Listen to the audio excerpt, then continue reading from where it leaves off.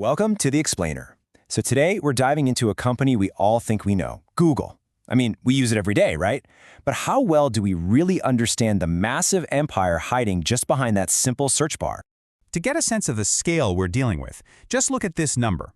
Every single day, Google handles over 8.5 billion searches. That's not just a service.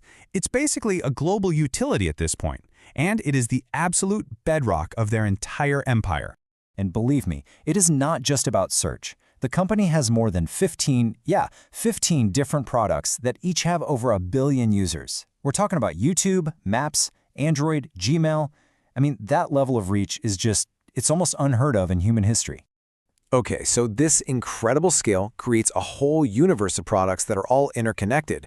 So let's actually take a look at how this ecosystem is built to be a part of nearly every single moment of our digital lives. Think about it. The phone in your pocket, it's probably running Android. The browser you're using, it's likely Chrome. The videos you watch, YouTube. The whole thing is designed to be deeply and seamlessly integrated. Each part makes the others stronger, creating this powerful loop that, keeps us in the system and constantly feeds it more data. And this all goes back to their founding mission, which sounds simple, but is just profoundly ambitious. It started with just organizing the web, but as that mission grew, so did the company's complexity. Which brings up a pretty big question. How on earth do you actually manage a company this fast? And that brings us right to the core of the machine. See, back in 2015, the company went through this huge restructuring that completely changed how it operates and how it innovates. They introduced a new parent company, and they called it Alphabet, which probably made a lot of people ask, why? Why make such a massive change when everything seemed to be going so well? Well, the solution was actually pretty clever. They split the company in two. You've got the Google segment, which has all the profitable core internet stuff we use every day. This gave investors a really clear look at its performance. And then everything else, all the risky experimental moonshots, got bundled into a separate category called Other Bets, letting them run more like independent startups.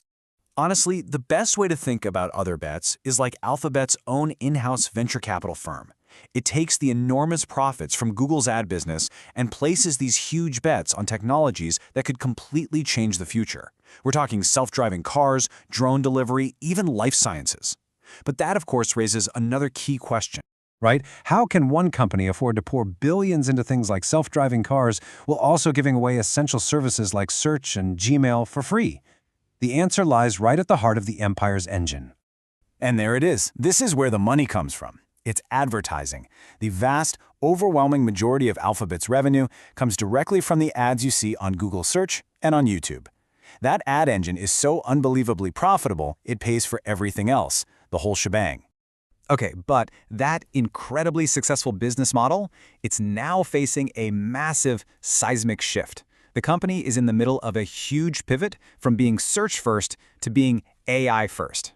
And this isn't just a small tweak. It's a fundamental change in the company's identity.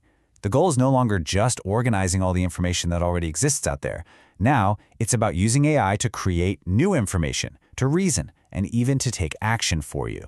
And at the very heart of this new strategy is Gemini, their latest and most powerful AI model. This thing is designed to understand and interact with the world, not just through text, but through images, video, and code. In a way that's much more like how humans do. But the real goal here, the end game, isn't just to build a smarter search engine. The ultimate plan for this technology is to create what are called agents. These are AI systems that don't just find answers for you, they actually complete complex, multi-step tasks for you. So, for example, instead of you spending hours searching for flights, then hotels, then reading reviews, then putting it all in your calendar, you could just give the AI a goal, like plan my trip to Tokyo, and it would handle that entire workflow. This is the future they are racing to build right now.